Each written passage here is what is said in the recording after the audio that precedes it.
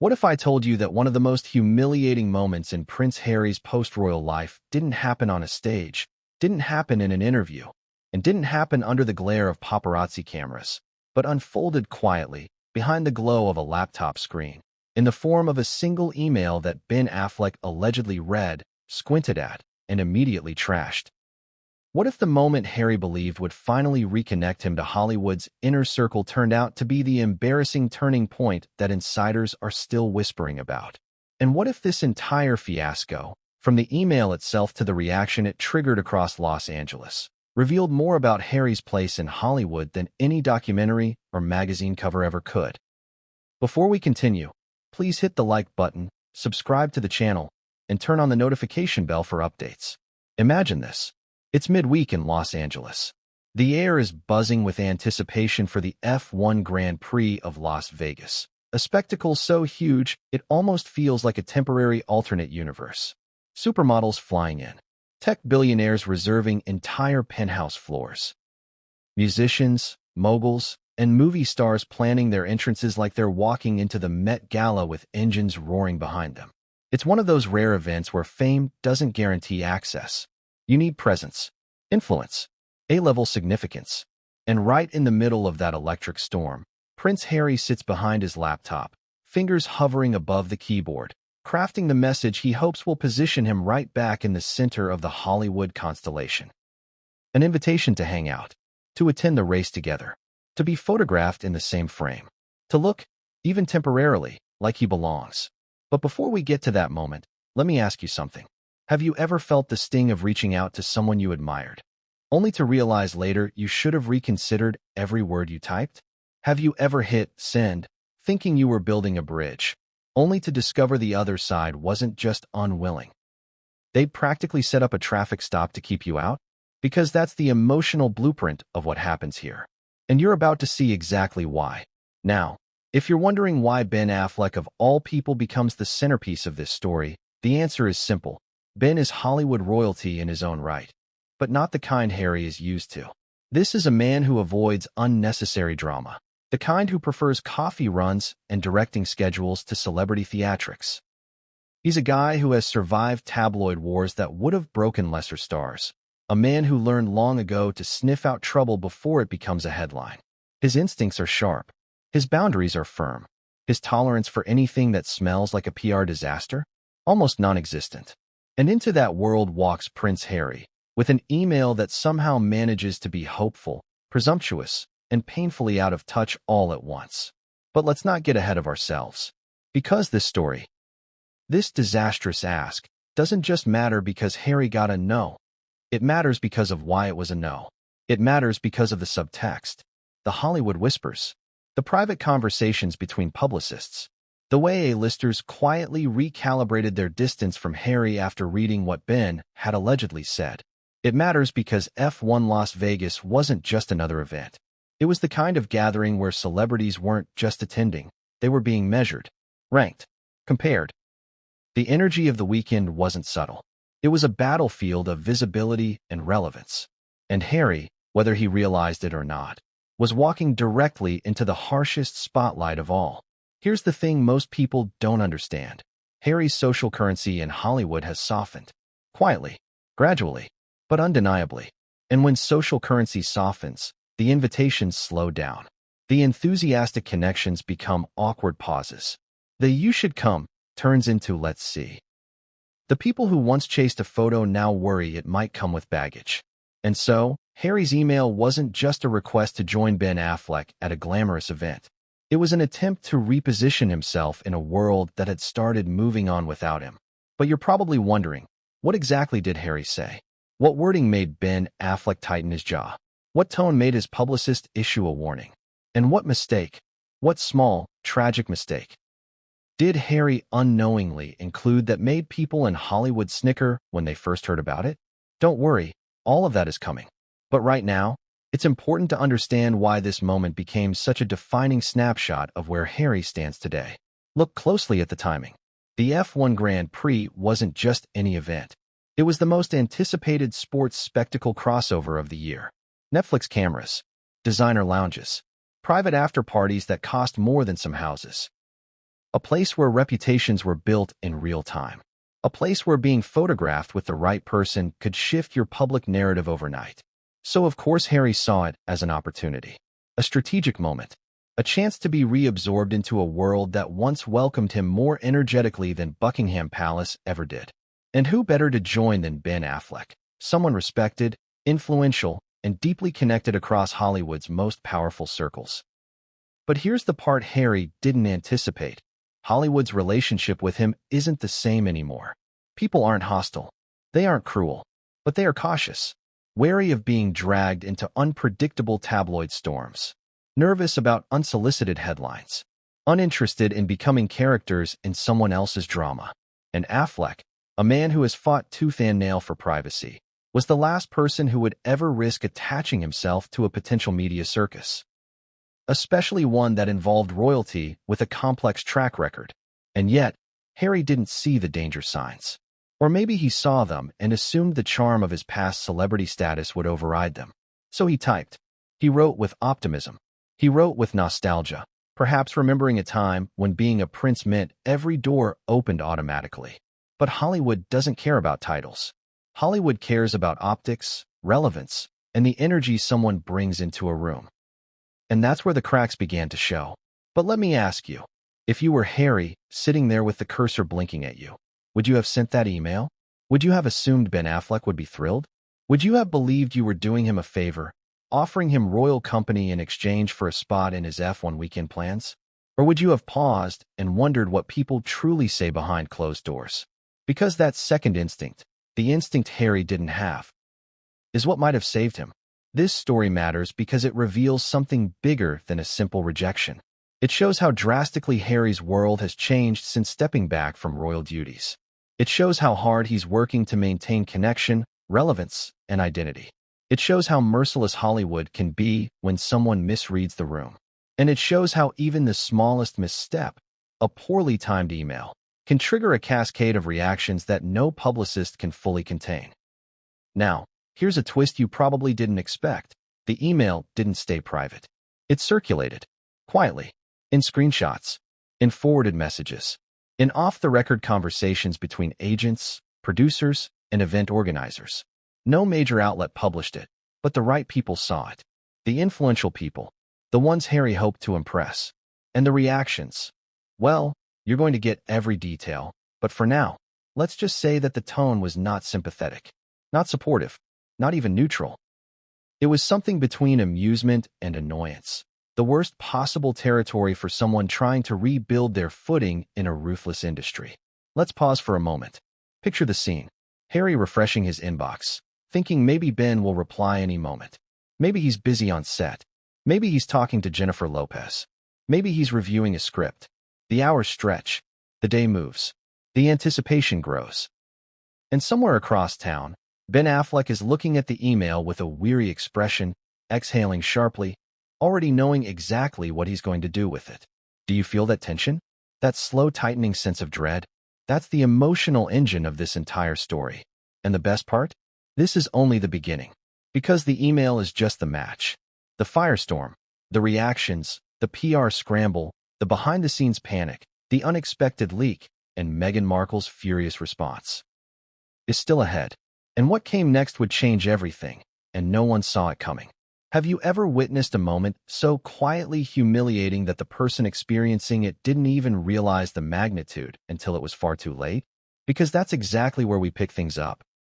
Right at the split second after Prince Harry hit send, completely unaware that the email he believed would pull him into the glittering gravity of F1 Las Vegas was about to ricochet across Hollywood in ways he couldn't have predicted in his wildest nightmares.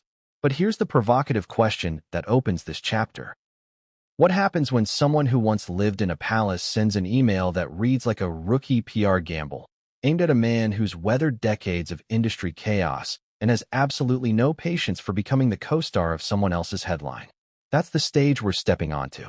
And trust me, you're going to feel every pulse of tension in the air as we unravel the moment Ben Affleck saw Harry's message and everything shifted. Picture Harry sitting in his Montecito home office. The one designed to look effortlessly chic yet lived in. The space he uses for Zoom speeches, podcast pitches, and all the digital diplomacy required of someone who is still trying to figure out what post-royal actually means. He's leaning forward, elbows resting on the edge of a desk decorated with minimalist stationery and a strategically placed photo of his kids. There's a sense of optimism in his posture, the kind of optimism only someone unaware of the incoming fallout could have. He reviews the email one last time, eyes scanning for spelling mistakes, tone issues, anything that might break the illusion of natural Hollywood familiarity. But the problem wasn't the grammar. The problem was the subtext, the tone of someone asking for access, not offering collaboration. And in Hollywood, that's the line you cross only once before doors start closing. Let's talk about the email itself, not the exact wording, but the structure. Because structure matters. Harry opened with friendliness, that casual, hey man, vibe that people adopt when they're trying to sound approachable to someone they don't truly know. He sprinkled in references to past interactions, things like, we should catch up soon, or saw some photos from production, looks great, even though they hadn't shared any meaningful personal time recently. Then came the pivot, the by the way, the moment every PR expert warns you never to include in a cold message. The part where the request slips in disguised as a light suggestion.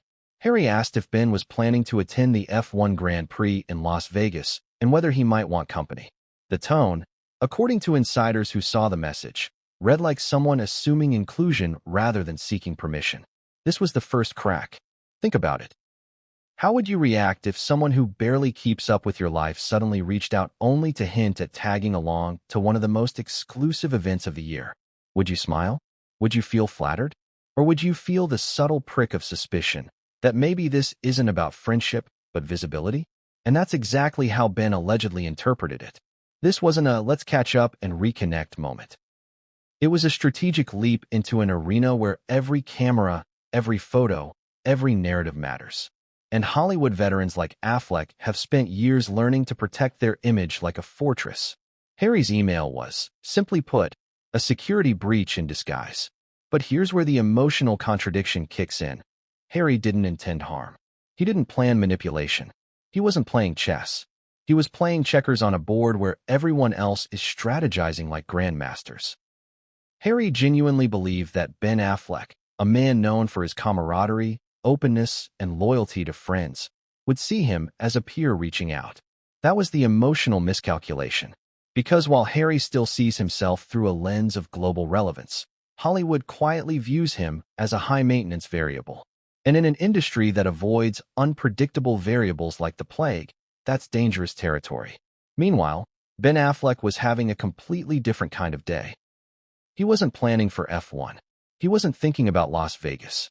He wasn't curating outfits or arranging private boxes. He was, according to people familiar with his schedule, juggling script revisions, production updates, parenting commitments, and the daily circus of media speculation about his marriage, a subject he consistently avoids feeding. So when Harry's email landed in his inbox, the timing could not have been worse. Because Hollywood stars know this universal truth. Events like F1 bring chaos, and Affleck, one of the most controlled actors in the industry, avoids chaos with religious devotion. Now here's where the emotional twist deepens. Ben didn't immediately respond. He didn't fire back a no, thanks, or a polite brush-off. He didn't issue a formal, unavailable message through his assistant. He did something far more telling. He paused. He read it twice.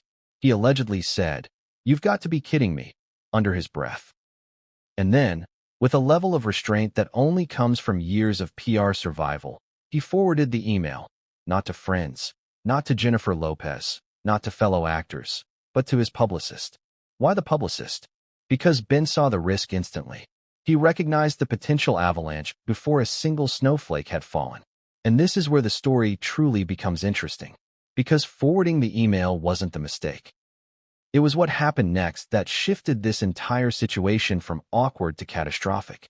The moment the message landed in the publicist's inbox, a chain reaction began. Not dramatic, not loud, but lethal in its subtlety. PR professionals, especially those representing A-listers, are trained to anticipate scandals before they form. They calculate probabilities. They examine patterns. They ask, what could this become? How could this backfire?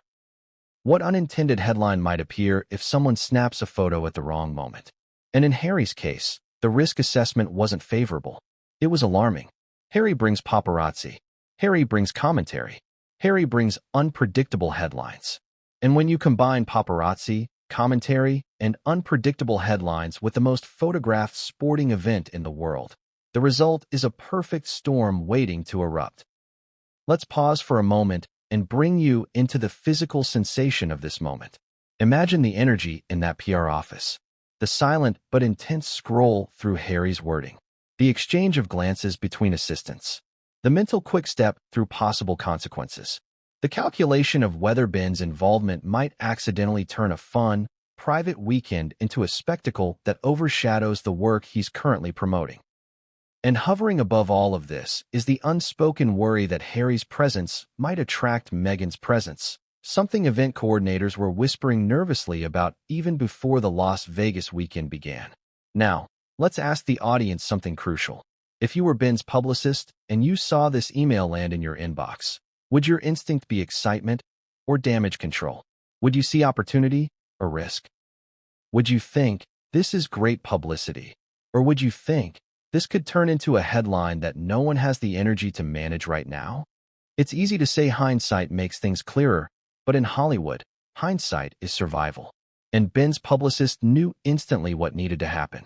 But here's the catch. The publicist wasn't the one who leaked the email. And that's where this story bends in a direction even Harry couldn't have predicted. Because while the professionals were quietly analyzing the situation, someone else saw the opportunity to share the moment. Someone closer to Ben, someone who found the situation amusing rather than dangerous. And that's when the seeds of the eventual leak were planted. But we'll get to that later. Right now, we focus on Harry, still blissfully unaware that the email he sent was no longer his. It was circulating. It was being analyzed. It was being referenced in conversations by people whose names Harry desperately wished were still on his side. Producers, studio assistants, event organizers, publicists, insiders, people who once considered him valuable, people who now saw him as complicated. And as all of this was unfolding behind the scenes, Harry was sitting in Montecito watching his inbox, probably expecting the notification to pop up any minute. Maybe he refreshed the page. Maybe he checked the time difference. Maybe he told Meghan he just reached out to Ben, expecting her to smile approvingly or even strategize ways they could use the connection. Maybe he imagined himself at the event already, leaning over the railing of a VIP suite, chatting with Ben, being photographed with celebrities, reclaiming a spot in the cultural conversation he feels slipping out of his hands. But here's the tragic irony. The moment Harry imagined as a step forward was already becoming the moment insiders would later reference as proof he misunderstood Hollywood far more than he realized. And while he waited, believing silence simply meant Affleck was busy, the real story, the one Harry wished he could have intercepted, was unfolding without him. Because as soon as Ben's publicist finished reading the email, they typed a short, firm message to Affleck. And it wasn't friendly. It wasn't encouraging. It wasn't even neutral. It was a warning. And that's where everything starts to accelerate. Because when that warning reached Ben, his reaction wasn't confusion, it was agreement.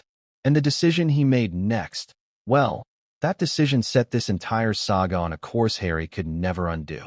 But before Ben could take that step, the step that would eventually trigger Hollywood chatter, F1 organizer panic, and Meghan Markle's furious behind-the-scenes backlash, something unexpected happened.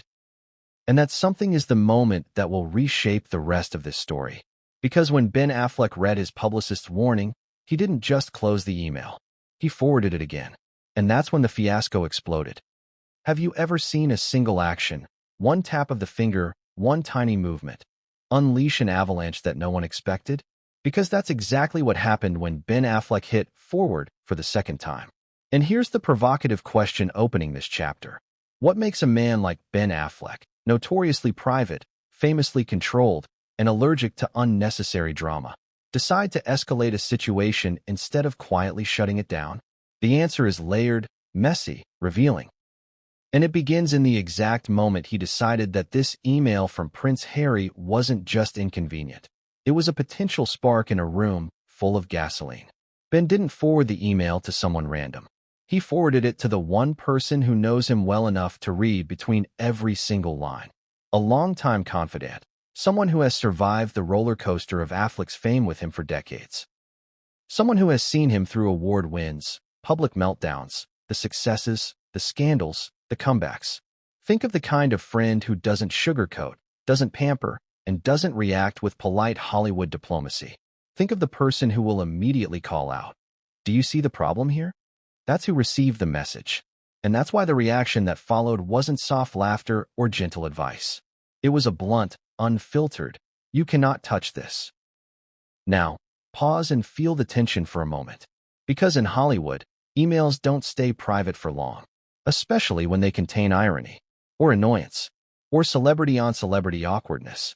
And this message, the one Harry sent, the one Ben forwarded, carried all three. Even before words were typed in response, the emotional tone was already shifting. The air thickened with the kind of silent alarm only insiders recognize. You know that moment when someone reads something and you instantly sense their discomfort, even if they don't say a word?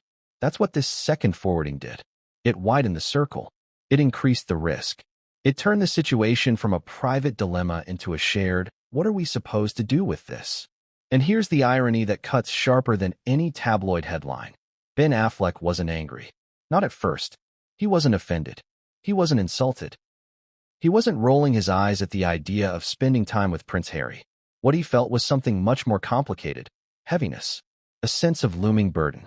Because for someone who has spent decades battling the media's intrusive narrative, who has fought addiction under public scrutiny, who has rebuilt his image brick by brick, the last thing he wanted was to invite unpredictable attention into his weekend. Especially at an event where visibility is currency and missteps are magnified. See, Ben is a realist. He knows how Hollywood works.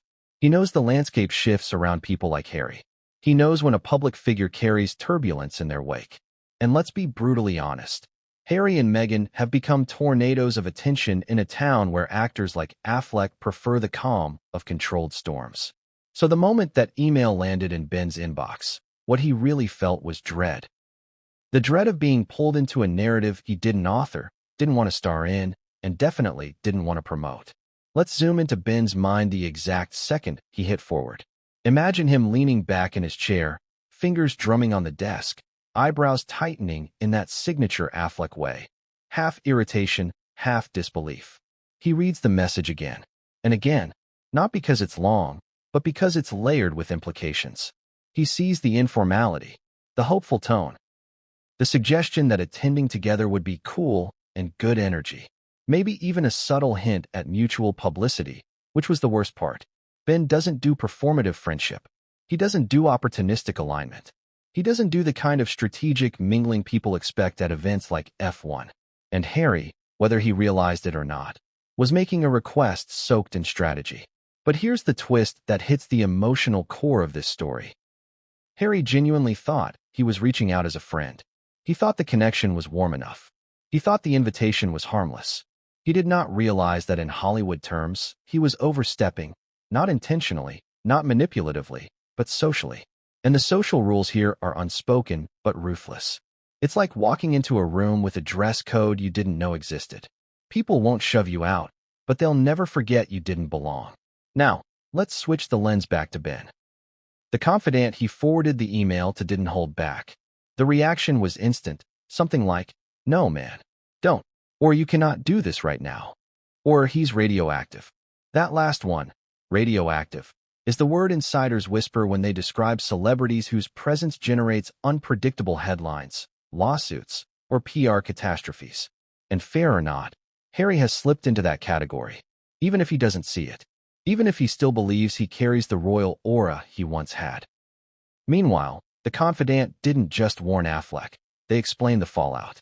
They pointed out how F1 organizers would interpret Harry's presence, how tabloid photographers would swarm Affleck, how the headlines would shift from "Affleck enjoys F1 weekend" to "Hollywood A-lister hosts Prince Harry at Vegas Grand Prix." And that's the detail Ben couldn't ignore. The spotlight wouldn't be on him. It wouldn't be on F1. It wouldn't be on the event. It would be on Harry. And Affleck, who has fought for years to keep the spotlight controlled, couldn't stomach the thought. But here's the laughably tragic part, and it's the kind of detail only Hollywood insiders fully appreciate. When Ben forwarded the email, he included a short comment, a sarcastic, weary, frustrated line. Something meant as a throwaway, something only the confidant would see, something Affleck assumed would never leave that private chain. A line that would eventually become the leak that ignited the whole scandal. Something like, what does he think this is, a field trip? Or does he know this isn't a press event? Or, you've got to be kidding me. Whatever he typed, it had that classic Affleck sting, not cruel, not hateful, but unmistakably irritated. And that sarcastic line, that tiny, human, honest reaction, is what started the rumor mill spinning at full speed. Because the confidant, amused by Affleck's frustration, showed it to someone else. Not a publicist, not a gossip, just a colleague, a friend. And in Hollywood, just a friend is how every leak begins. Let's zoom out again. Harry is still waiting, still checking his inbox, still believing silence means nothing. Maybe he's telling himself that Ben's just busy on set. Maybe he's reassuring Meghan that they'll get an answer soon. Maybe he's picturing himself wearing VIP credentials and waving at fans from a private suite. Meanwhile, Affleck is staring at the forwarded email thread with his confidant, making a mental decision. He is definitely not attending F1 Las Vegas with Harry. The no is already solidified. The only question left is how to communicate it without igniting drama. Here's where the drama sharpens. Harry misinterpreted Ben's silence as hesitation. He didn't know the silence was strategy. He didn't know the silence was protection. He didn't know the silence was distance. So he waited longer and longer. And with each passing hour, the gap widened between what Harry thought would happen and what was actually happening behind the scenes. But now let's address the emotional heartbeat of this chapter. Why did this moment hit so deeply for Harry? Because reaching out wasn't just about F1. It wasn't just about hanging out with Ben. It was about belonging, integration, relevance. The fear of slipping out of the Hollywood ecosystem he once entered with explosive buzz. And there's something painfully human about that. Something relatable. Who hasn't reached out hoping to be included, only to discover the room wasn't waiting for you? Hollywood insiders reveal that Affleck didn't want to embarrass Harry. He didn't want confrontation. He didn't want negativity. He simply wanted space, distance, a quiet no. But when the leak began, that single sarcastic line spreading in whispers, it was no longer up to him. And that's when F1 organizers suddenly became a crucial part of this narrative. Because one of the people who saw the forwarded message had connections to the event. And in a matter of hours, the story of Harry's request and Affleck's irritation reached people who were already nervous about potential chaos. And chaos is the one currency F1 Las Vegas wasn't willing to gamble with. Back in Montecito, Harry still had no idea. No sense of the whispers. No sense of the laughter behind closed doors.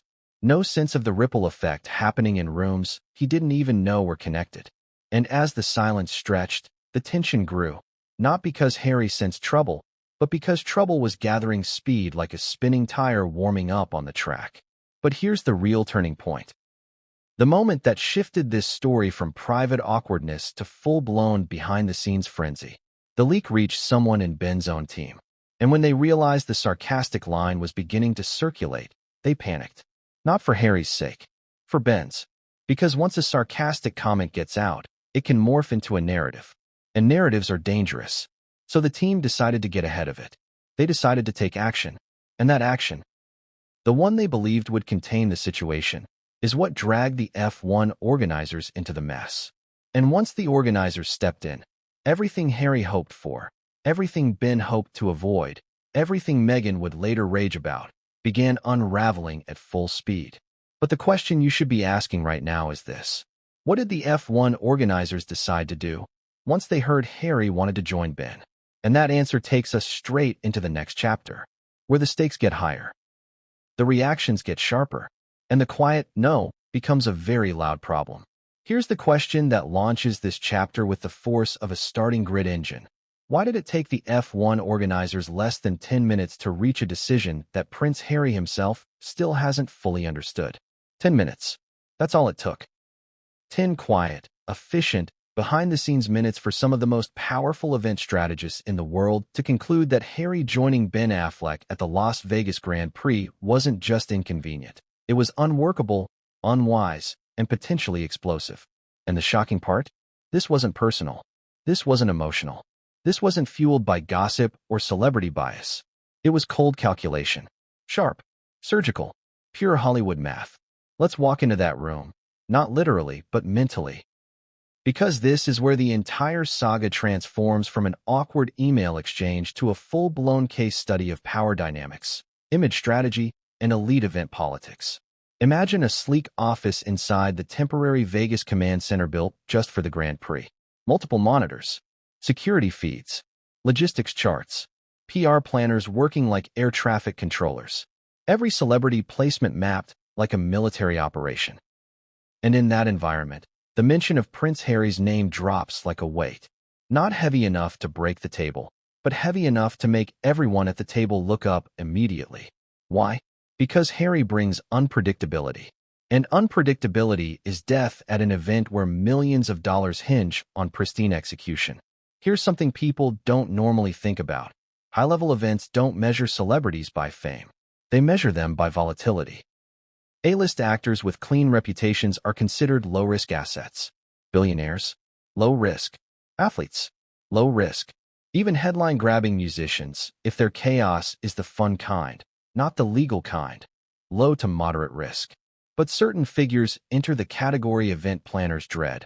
High risk without guaranteed payoff. And Harry, at least in the eyes of the organizers, fell right into that slot. Let me ask you this. If you were running a global sporting event broadcast in over 100 countries, with dozens of corporate sponsors breathing down your neck, would you allow a guest whose presence could easily overshadow the entire weekend? Would you take the chance that paparazzi might break protocol? That tabloid frenzy might erupt? That a single misplaced camera could turn a celebration of racing into a conversation about royal drama? Because that's the calculation F1 made. And the numbers didn't add up. But before we explore their fast decision, we need to understand what the insiders were already thinking about Harry, something Harry himself has never been told directly. In Hollywood, there are 3 silent categories celebrities fall into. 1. Desirable. 2. Neutral. 3. Complicated. Desirable is Taylor Swift, Zendaya, Leonardo DiCaprio, people who elevate events simply by being there. Neutral is most actors and influencers, safe, predictable, manageable. Complicated is a whispered category, a private, unspoken file that PR teams keep in the back of their minds. People who bring press they can't control. People who overshadow others. People who shift the focus of photographers away from the event and onto themselves. People whose last 5 public appearances resulted in more commentary about them than the reason they appeared. Guess which category Harry is in. And to be clear, this category is not an insult. It's a logistical warning. A reality. An honest assessment from industries that measure visibility the way mathematicians measure angles. So when F1 organizers heard the news that Harry might attend alongside Ben Affleck, their reaction wasn't, "Oh, how exciting." It was, "Not again." Because here's the kicker. This wasn't the first time Harry's name sparked concern. After past events where his presence triggered unexpected swarm coverage, anti-royal protests, and tabloid explosions, big event planners quietly updated their risk models. Not publicly, not dramatically, but internally. So when the vague rumor, Harry wants to attend with Ben Affleck, reached the F1 command center, the conversation was instantly coded in that 3rd category, complicated. Now imagine the room. One organizer says, "What's the potential upside?" Another says, "Coverage." Another counters, "Yes, but the wrong kind." Someone pulls up a digital PR forecast model. "Yes, these exist," and types Prince Harry attendance scenario. Within seconds, the software spits out an analysis. Potential for media imbalance, protest triggers, unpredictable paparazzi swarming, possible overshadowing of sponsors, high likelihood of narrative hijacking. Then someone asks the million-dollar question, is Ben Affleck okay with this? And the answer, based on the leak they heard, was no. And that was the moment the decision became easy. Not cruel, not political, just practical. And here's where the contradiction makes this story even more tragic. Harry had no idea any of these conversations were happening. No one warned him. No one explained the optics. No one told him how his public image was being categorized in event planning circles. He was making decisions based on the past, when people clamored to be associated with him. But Hollywood had changed, and Harry hadn't caught up. But let's zoom back to the exact second the F1 committee formalized its stance. They sent out a discreet internal message.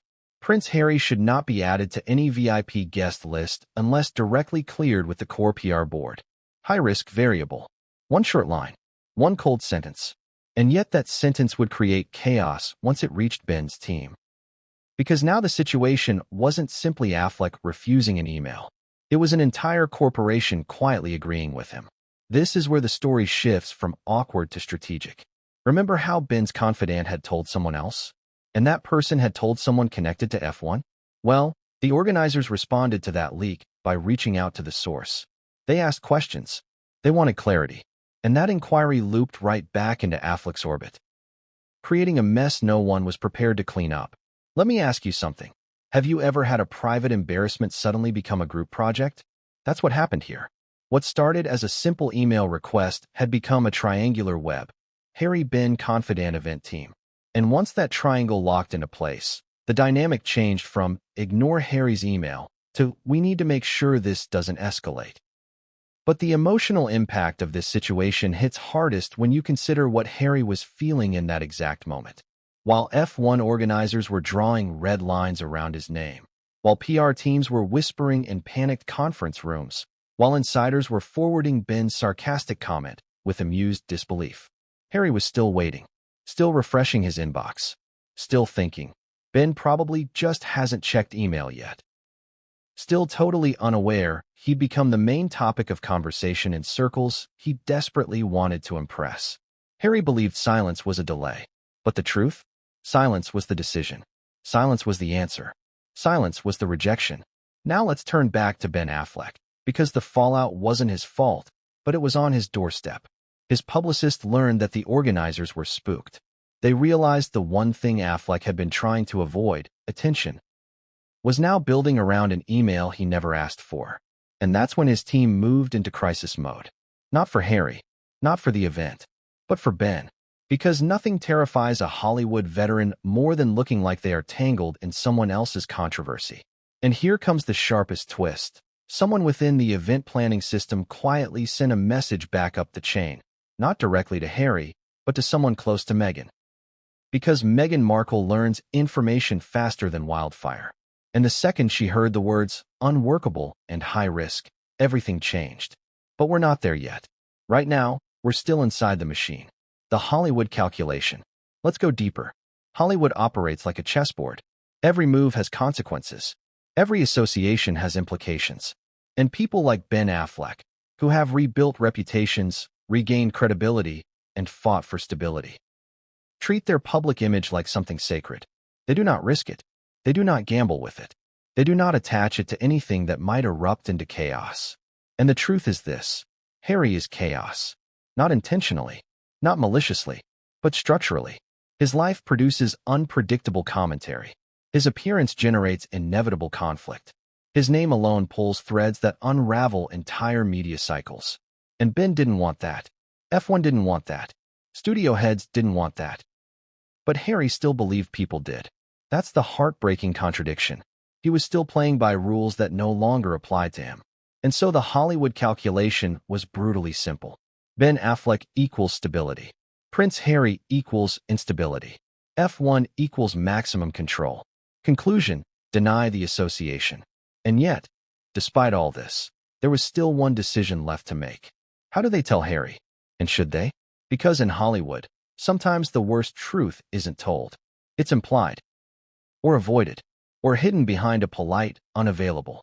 But before they could even compose that delicate message, something unexpected shattered the plan. A new leak, a furious phone call, a surprising insider stepping into the mess, and a reaction that would ignite the next phase of this entire scandal. Have you ever seen a situation escalate so fast that the people trying to prevent a disaster ended up creating a bigger one? Because that's exactly what happened the moment Meghan Markle got wind. even vaguely, that Prince Harry's request to join Ben Affleck at the Las Vegas Grand Prix wasn't just declined, but treated as a problem. Here's the mini-hook that launches us straight into the chaos. What happens when a Hollywood PR crisis involves someone who doesn't even know they're in a crisis yet, and someone else who refuses to let it slide?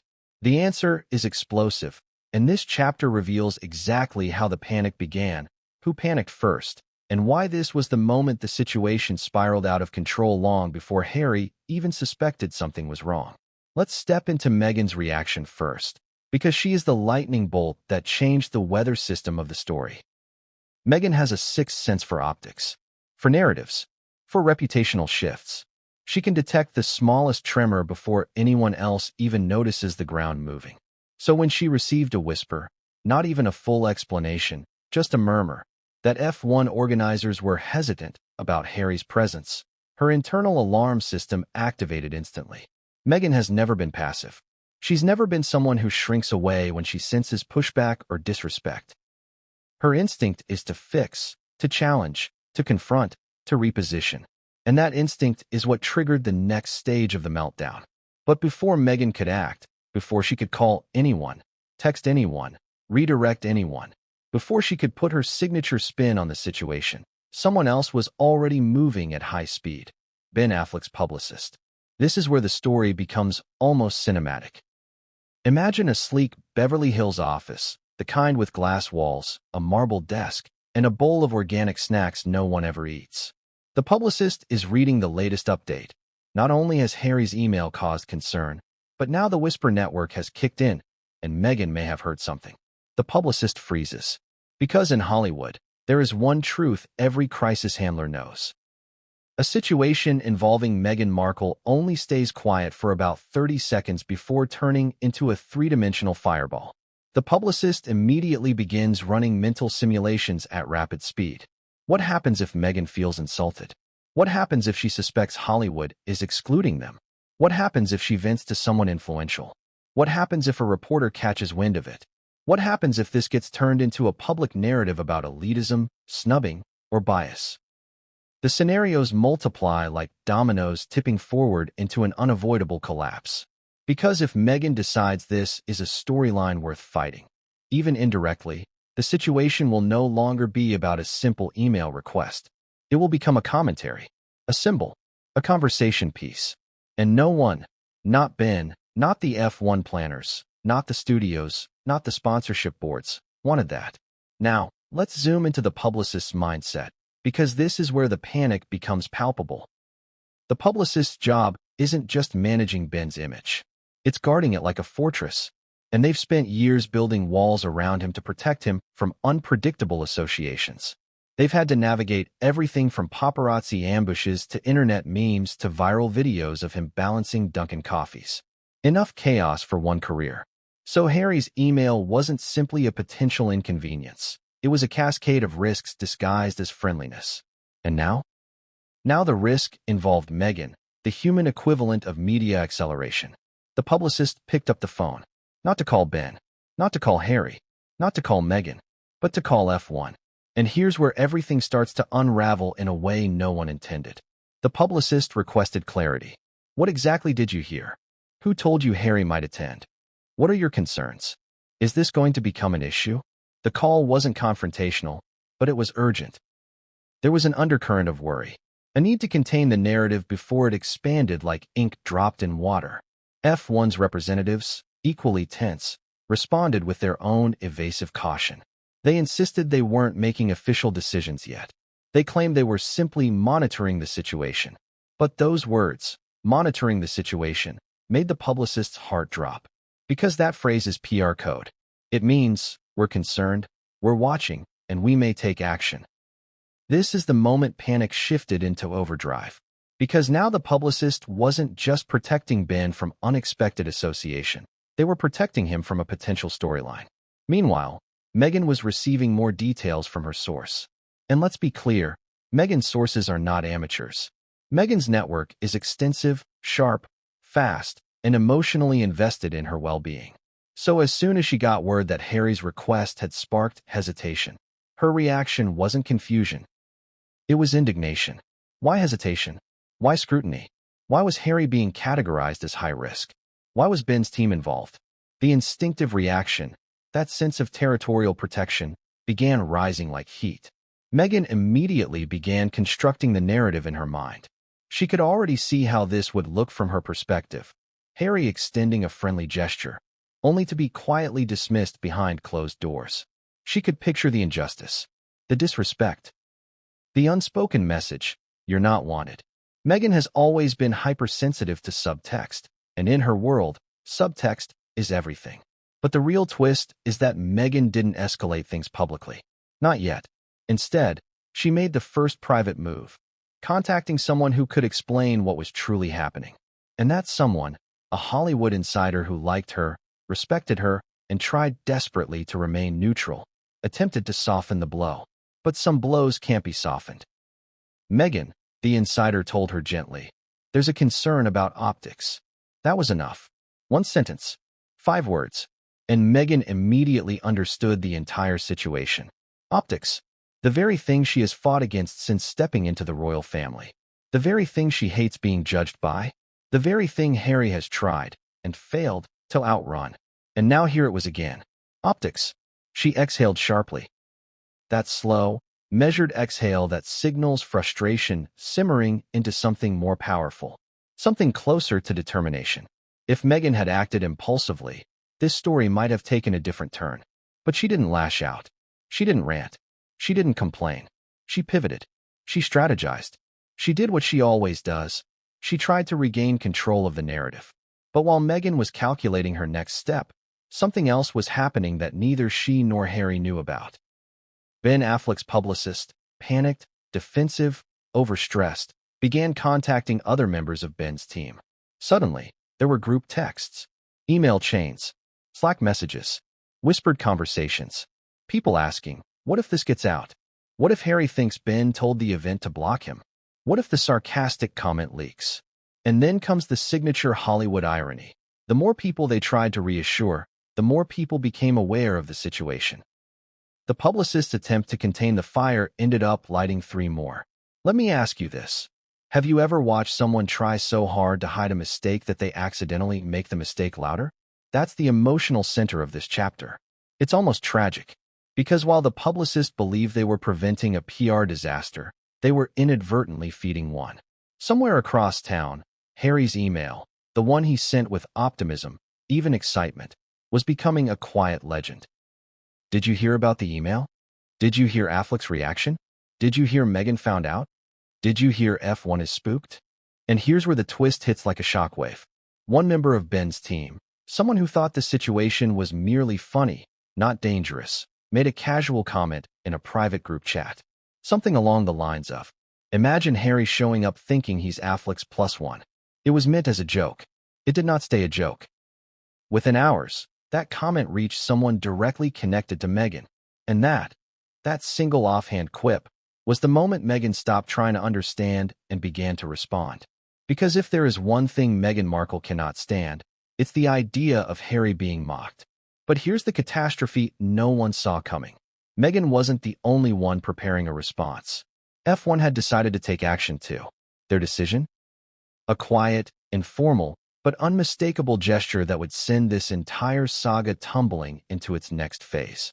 A gesture that would reach Ben Affleck's team first, then leak back to someone close to Meghan, and finally land right at Harry's feet in the most embarrassing way possible. Because sometimes the real humiliation isn't the rejection. It's how you find out. And what came next would push this scandal from private panic into public disaster. Have you ever seen a moment so small, so microscopic, ignite a chain reaction so big that everyone involved ended up losing control? Because Chapter 5 begins with exactly that kind of moment. One click, one accidental forward, one tiny movement of Ben Affleck's thumb that detonated the situation like a detonator wired into a powder keg no one realized was stuffed under the table. And here's the provocative hook. What happens when a sarcastic comment, never meant for outside eyes, suddenly becomes the most circulated sentence in hidden Hollywood circles, and the person it's about has absolutely no idea it even exists? That's the level of chaos we're stepping into now. When Ben Affleck forwarded Harry's email the second time, he wasn't thinking about consequences. He wasn't planning an attack. He wasn't gossiping. He wasn't mocking. He was venting in the safest place he knew. A private thread with someone who understood the stakes.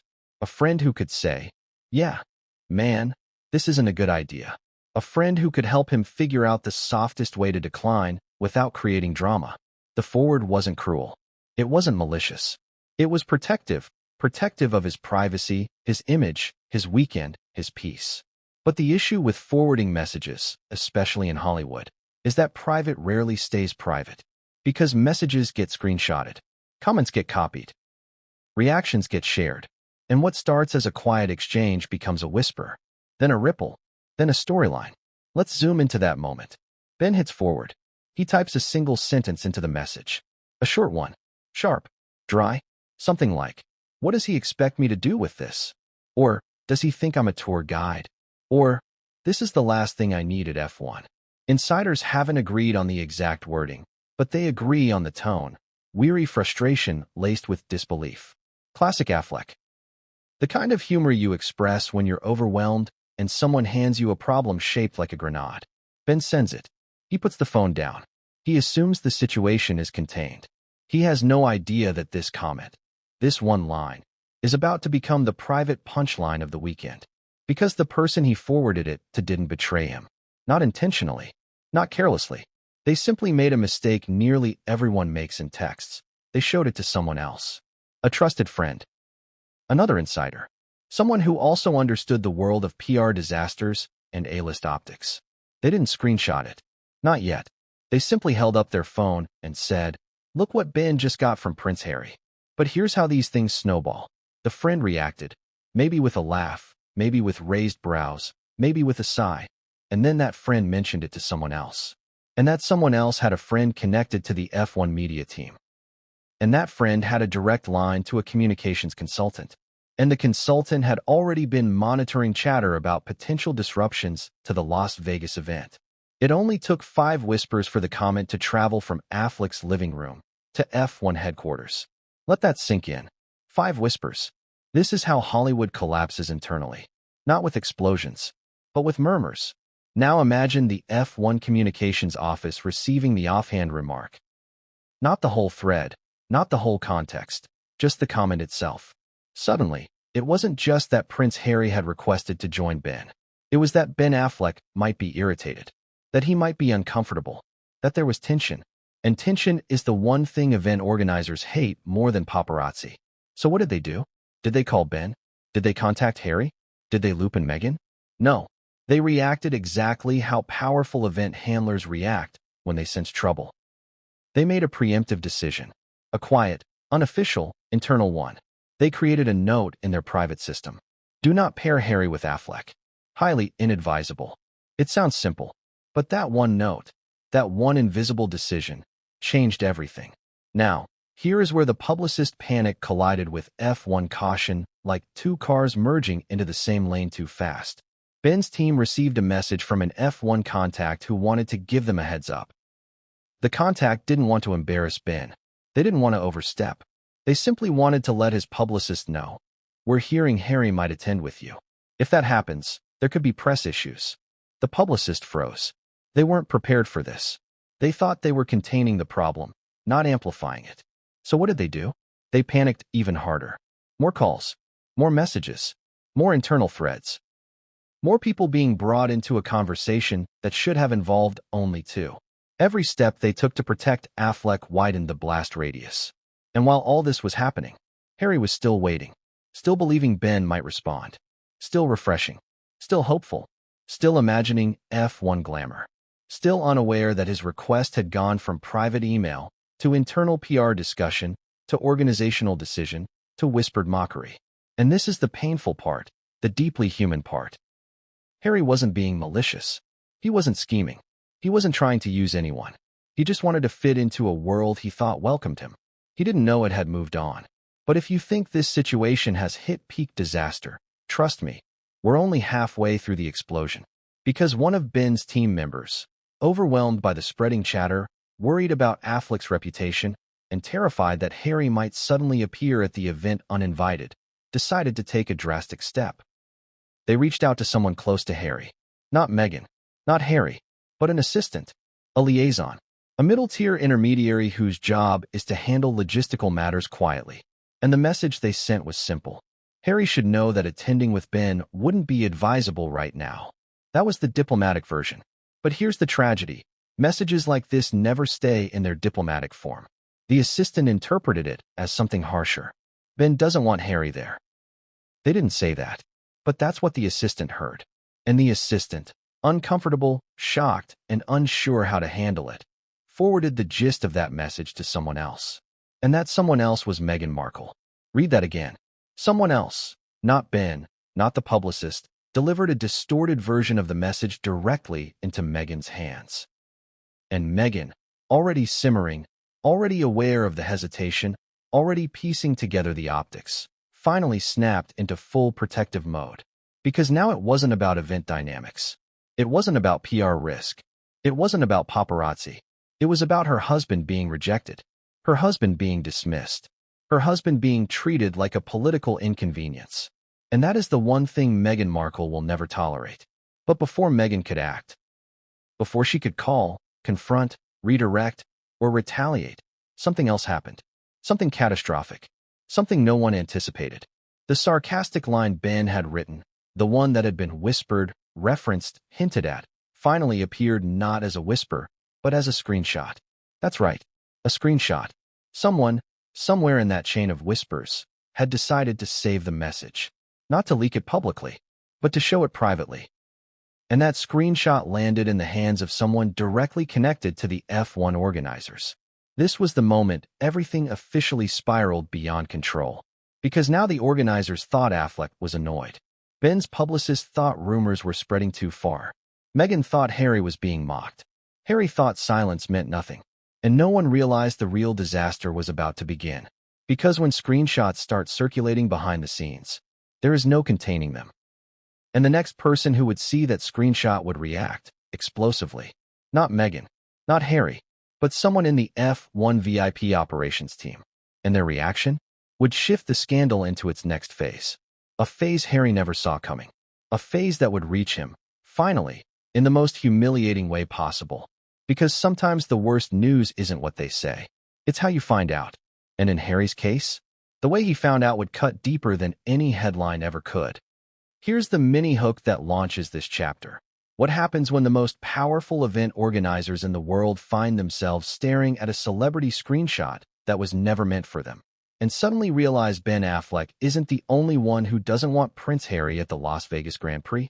Because this is the moment the saga shifts from Hollywood panic to corporate strategy, from whispers to institutional action, from maybe we should avoid this to we have to stop this.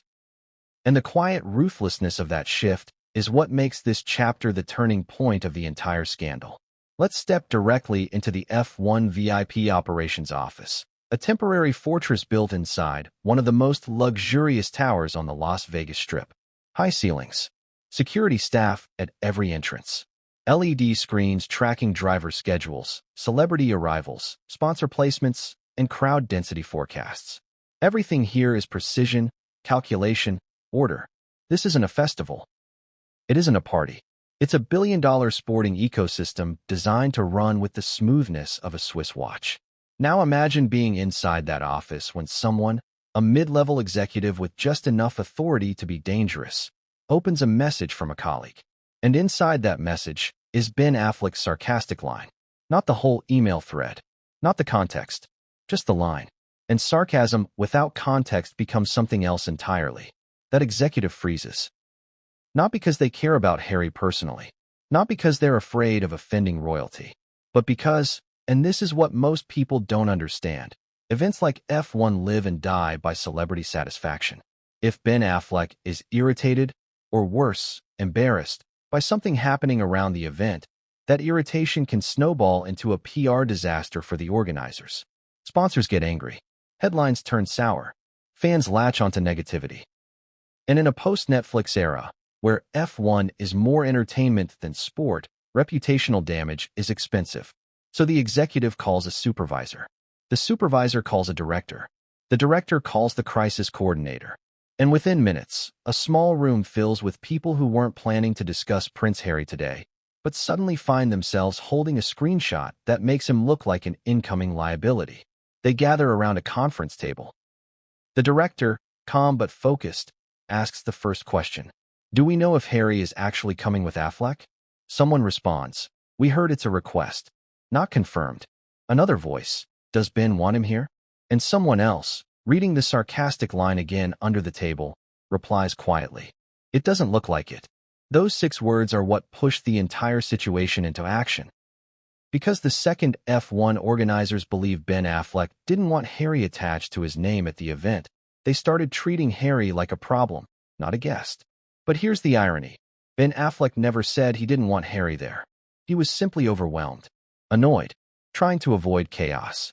And yet the screenshot, stripped of nuance, turned that annoyance into a directive. This is where the corporate machinery kicks in. F1 operations didn't brainstorm. They didn't debate morality. They didn't question fairness. They simply did what global corporations do best, reduce risk. Efficiently, quietly, without hesitation. The crisis coordinator typed the first internal instruction. Prince Harry should not be associated with Ben Affleck in any official or unofficial capacity. Do not approve joint access, joint seating, or joint VIP routing. It was the corporate equivalent of slamming a door. But they weren't done, because a second message followed minutes later. If Prince Harry is expected, we require advance notice for security and PR structuring. Translation: if he's coming, we want control. Full control. No surprises. This is where things turn brutal. Because while the decision felt clinical to the organizers, it was deeply personal to the person who would eventually hear it. And the person who heard it first wasn't Harry. It was someone in Ben Affleck's camp. The same camp that had been panicking for 48 hours. The same camp that had been begging for containment. The same camp that accidentally triggered the leak in the first place. They received the updated note from F1 Operations. A short email. Cold. Unemotional. Detaching Prince Harry from the event with a severity no one expected. And suddenly, the panic shifted from, how do we avoid Harry showing up, to, oh no, Harry is going to find out everything. Because now, Ben's team had a problem.